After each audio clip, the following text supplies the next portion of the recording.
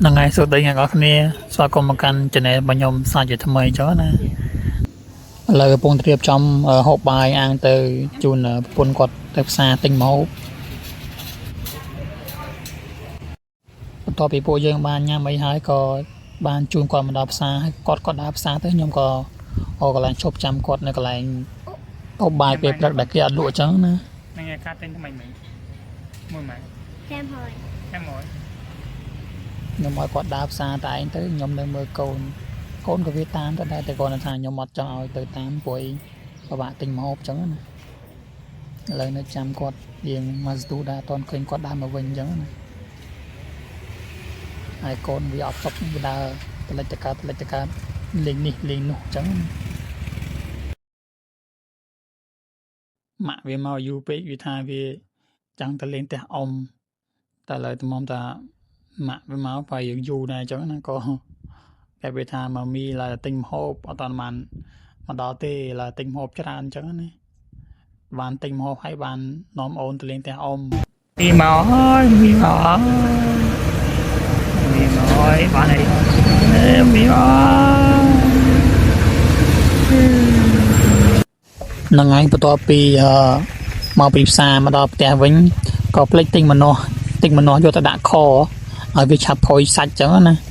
លើគាត់ក៏ប្រើខ្ញុំឲ្យមកទិញនៅផ្សារចិត្តផ្ទះអញ្ចឹងណាហើយប្រហែលជាម៉ោង10ជាង10 11ហើយលើគេឬតូបចិត្តអស់នៅសល់តែម៉ូតូ2តូបអញ្ចឹងណានេះទិញម្នាស់នេះខ្ញុំបានមកទិញកន្លែងគាត់អញ្ចឹងគាត់រៀបចំឲ្យហ្នឹងពេលនេះទៅប្រាប់គាត់ថាទិញម្នាស់មួយគាត់ក៏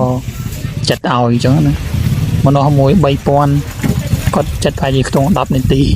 ខ្ញុំប្រាប់គាត់ថាម្នាស់មួយ 1500 ខ្លាចចិត្ត 1500អញ្ចឹងណានេះឃើញថាគាត់ចិត្តហើយប្រហែលជាខ្ទង់បាន 70% ហើយរៀបចំហើយនេះខ្ញុំកំពុងធ្វើដំណើរទៅទាំងវិញហើយតែខ្ញុំក៏ធំបាត់ឆ្វេងដល់ផ្ទះខ្ញុំហើយនេះបន្ទាប់ពីខ្ញុំមកដល់វិញគាត់ក៏បានប្រឡាក់ត្រីរៀបចំស្លម្ជូររៀបចំដាក់ខនិយាយរួមទៅគាត់ធ្វើច្រើនមុខដោយសារតាគាត់ធ្វើតាមកពេលទៀតងាយឡើងគាត់នៅកណ្ដៅអញ្ចឹងណាហើយនេះសាច់មន់ប្រឡាក់គាត់ប្រឡាក់តួខ្ញុំយកធ្វើការស្អែកអញ្ចឹងណាព្រោះខ្ញុំធ្វើការខ្ញុំដាក់បាយពីផ្ទះទៅទេបន្ទាប់ពីយើងរៀបចំស្លហើយអ៊ំនៅចិត្តផ្ទះគាត់ក៏ថាមិនបាច់ចាំស្លទេគាត់មាននំបញ្ចុកអញ្ចឹងណាហើយក៏មកហូបនំបញ្ចុកជាមួយគាត់ទៅបានមកពេលទៀតអញ្ចឹងណាបន្ទាប់ពីយើងបានហូបនំបញ្ចុកអីរួចហើយគាត់ក៏បានមកកន្លងស្ករកន្លងអីធ្វើហូបគាត់បន្តថែមទៅអញ្ចឹងណា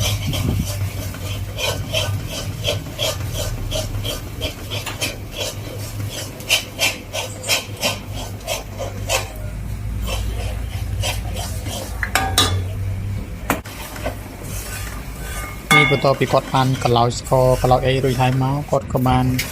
កាត់ម្នាស់ជាកង់ដាក់ចូលឆ្នាំងពីលើថៃអញ្ចឹងហើយនេះកាត់មកដល់ពេលល្ងាចបាននាំកូនមកដើរលេងនៅសួននាំវាមកជីកបើអញ្ចឹងណាឃើញថាខាននាំវាមកជីកនឹងយូរឥឡូវនាំមកម្ដងវាពុះខ្ញុំជ្រោលទៅនេះបន្តិចទៅដល់ណាទៅយើងឲ្យវាហត់លេងបដាទៅយើងមើលវាអញ្ចឹងណាព្រោះដល់វាបដោយវាលេងបាត់តែវាទៅឆ្ងាយពីយើងព្រោះសម័យនេះយើងពិបាកកំចិត្តដែរអញ្ចឹងណាមួយលើវាក្មេងផងហើយសម្រាប់វីដេអូរបស់ខ្ញុំកាលពីលើកដំបូងដែលខ្ញុំដាក់ចូល YouTube ហ្នឹងមានអ្នកមើលប្រហែលជាខ្ទង់200ជាងអ្នកដែរតែគ្រាន់តែអត់មានអ្នកចុច Subscribe អញ្ចឹង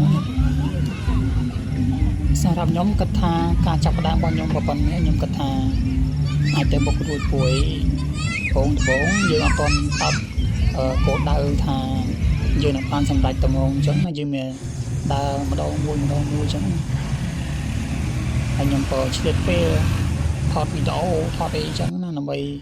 រកចំណូលបន្ថែមពី YouTube អញ្ចឹងណាហើយនេះគឺជាត្រីក្រឹមខ្ញុំចាំប្រចាំថ្ងៃអញ្ចឹងអាហ្នឹងការងាររបស់ខ្ញុំមកដល់ផ្ទះ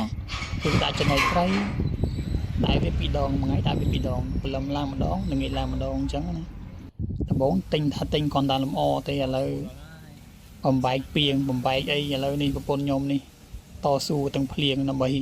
មកដួសកូនត្រីចេញលែកខ្លាច់មេវាស៊ីអស់អញ្ចឹងណានិយាយរួមទៅត្រីហ្នឹងប្រពន្ធខ្ញុំបានដួសដាក់លែកពីបិសាហើយអត់កើតទេ តែពេលដាក់ចូលពីងវិញក៏វាកើតឥឡូវយើងក៏ពិបាកដួសនេះសរុបកូនត្រីដែលបានដួសចេញពីពីងតែវាកើតមិញប្រហែលជាបានប្រហែលជាខ្ទង់20ជាងកូនត្រីដែរហ្នឹងហើយអ្នកនរគ្នាសម្រាប់វីដេអូរបស់ខ្ញុំមានតែប៉ុណ្្នឹងទេអរគុណអ្នកនរគ្នាដែលបានទស្សនាវីដេអូនេះតាំងពីដើមដល់ចប់អញ្ចឹងណាហើយកុំភ្លេចជួយ Subscribe Channel របស់ខ្ញុំមួយផងដើម្បីឲ្យខ្ញុំមានកម្លាំងចិត្តធ្វើវីដេអូបន្តទៀតអញ្ចឹងណា